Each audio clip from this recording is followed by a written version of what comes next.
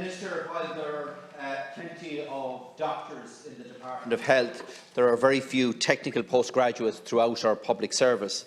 And I hope that the one thing that we've learned as a result of the COVID-19 pandemic is that there is a greater appreciation of the need for independent scientific advice, both within our public service and here within the houses of the Oireachtas.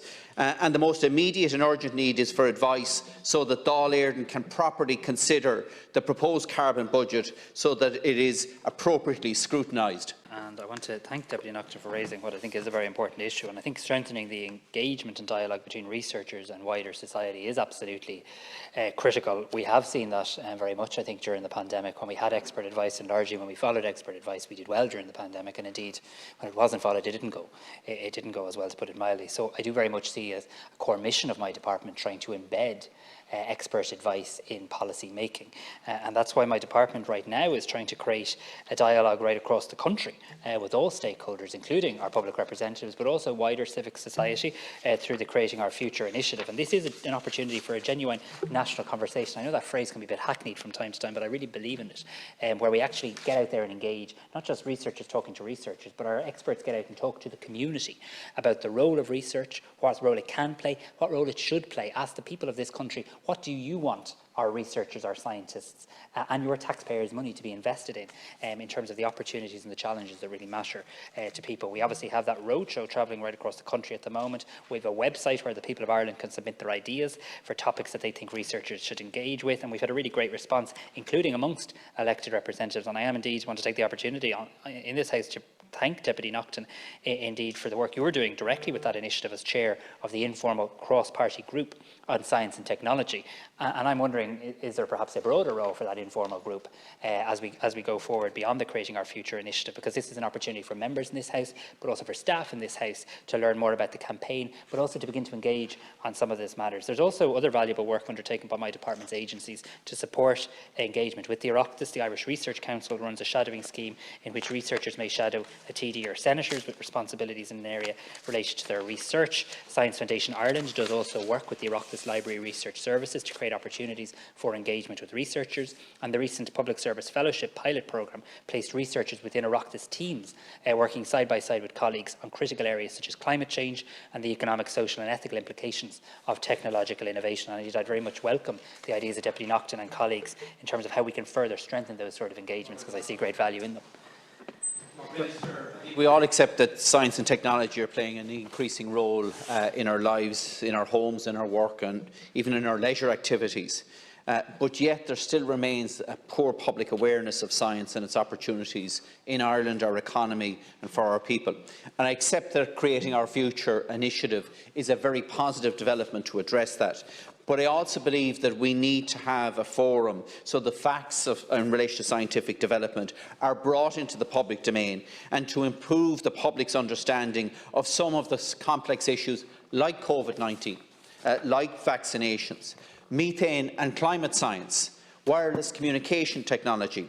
And one of the big issues at the moment, I believe, is that we must now grapple as a parliament with the ownership of publicly sourced data, particularly medical data, which has the potential, huge potential within our health service. And while these matters are being dealt with in a piecemeal manner by sectoral committees, there is no central forum where it's, with the skill set to tease out these issues with the expert technical advice, the researchers and the specialists in these areas. This is one of these questions that the deputy asks me that nearly gets me thinking, really, to be honest, in this space, and I'm very much approaching this engagement on that basis. I do agree with you in relation to poor public awareness of science, of research, of even our science and research sector in Ireland and what it's doing on a day-to-day basis and how vital it is. I mean, I make this point all the time in government, but there isn't a challenge we face as a country, or indeed as a world, that doesn't really require science or technology or innovation to resolve it. And it's important that so my department has a coordinating role, but it's also important that we embed that expertise in line departments as they're developing roles as well. One of the issues that I need to decide on quite shortly, and that I'm considering at the moment, I'm happy to share with you, is the role of the Chief Scientific Advisor. At the moment, you'll know the Chief Scientific Advisor and the Director General of SFI is one of the same. And I'm not talking about the individual person, I'm talking about the role. And one of the things I need to think about is how we want our chief scientific advisor as a position to sit within our public policy making infrastructure, and how we want to support that person and make that person available to public discourse and public policy making. And I'd welcome any suggestions from you on that. Minister, I'm glad you brought up the issue of government, because during my term in government I had a vast array of technical issues that I had to deal with right across government, and we were far too reliant on external advice. And while external advice is important, it must complement the expertise within government itself.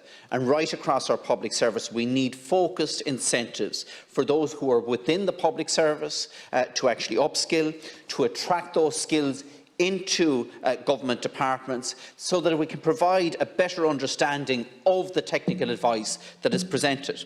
And I think internships like the ones that you've referenced for researchers can give them a better understanding of how government works, about how decisions are made, but most importantly, get them to acknowledge that the advice is the best available advice at that point in time, and not waiting for the perfect solution in an academic paper in 5 years' time. Yeah, look, I think we've an excellent civil service in this country, but I also think that it needs to be complemented by expert advice, or indeed, as you suggest, providing opportunities for people within the civil service to gain that expertise. As a minister, you can be a generalist, and you're reliant so much on the expert advice that you receive, and I think the more we can embed that within public policy making, the better. Now, I do have, and I won't have time to read them out, but I will send it to you. I do have a very lengthy list here of some really good examples already of where Science Foundation Ireland's public research fellows are carrying out work on behalf of a range of government departments. So Trinity College, for example, for my own department, is doing a project on the development of standardised classification scheme for public investment in research. The Department of Children, the Houses of the Oireachtas, many Houses of the Oireachtas projects, Deeper, the Food Safety Authority of Ireland. So we are very much making our agencies available to government departments. I suppose my message to everybody involved in public policy is that's a service we're willing to provide, we're happy to provide, and we're happy to further resource. But I'd love to have a conversation, maybe at a committee or in more detail, as to how we can embed that expert advice in public policy making, because there's no doubt it will lead to better public policy.